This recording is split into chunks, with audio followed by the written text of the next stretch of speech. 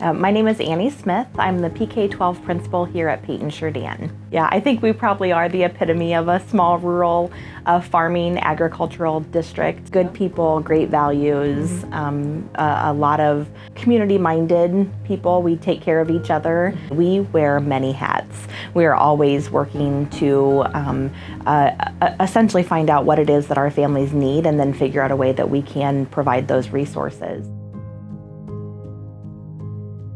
My name is Tim Christensen, Superintendent of the Greene County Schools. I would say that definitely there's an increase in mental health needs of students, behavior issues with students. If a student's physiological needs are not being met, we're not going to be able to meet their learning needs. So we've got to work on that first. Addressing a student's mental health needs is probably the most important thing. I'm Kyle Kinney. I'm a special needs counselor in the Greene County Schools. I'm a licensed guidance counselor. I'm also a licensed mental health counselor. Most of the time I focus on the licensed mental health counselor. I wish I could say that we address all mental health issues, but we don't. And for me it's scary to think about how many kids that they don't have people to talk to. They don't get to see anybody, and that scares me.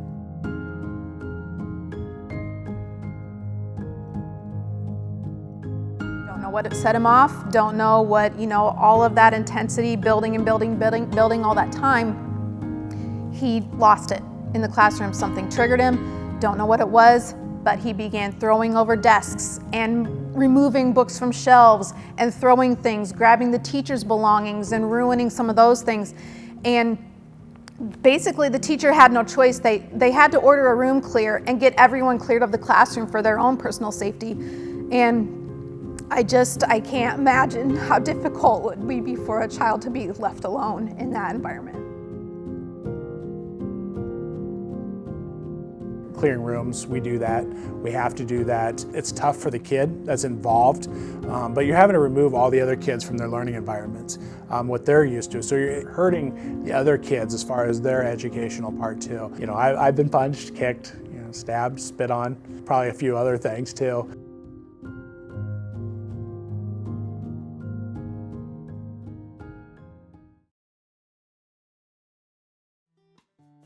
When we were able to bring Classroom Clinic to Peyton-Sheridan, it has been a game changer and a lifesaver. In just a few short months of being able to utilize these services, we've cut through all those lines and all that tape and things that we've struggled with for years, and literally maybe 2 or 3 years we've been working, trying to go through the proper steps and the proper channels and the communication. In 1 or 2 visits, we're able to cut through all of that and make change, an important, necessary change.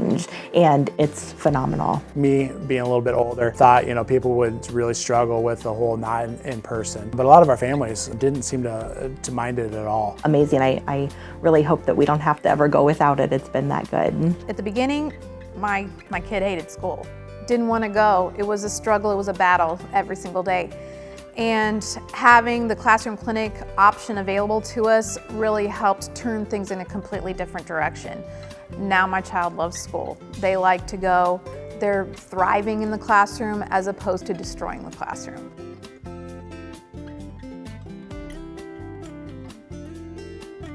The school was imperative in setting up a telehealth appointment, which I really didn't know what that was all about.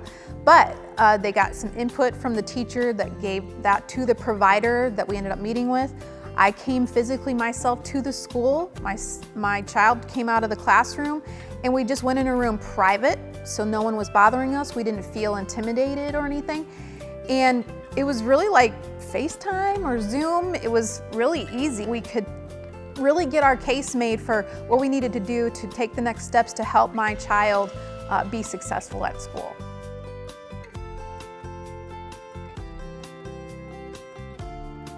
I would challenge any school district to ever think that they're great, and that's fine if you have that belief, but you can always do better. I would hope that there's no professionals out there that say our school doesn't have any drugs, our school doesn't have any alcohol, they don't have any mental health issues. I hope that that's not the case. We can all do better, and this is just one more of the things that can help.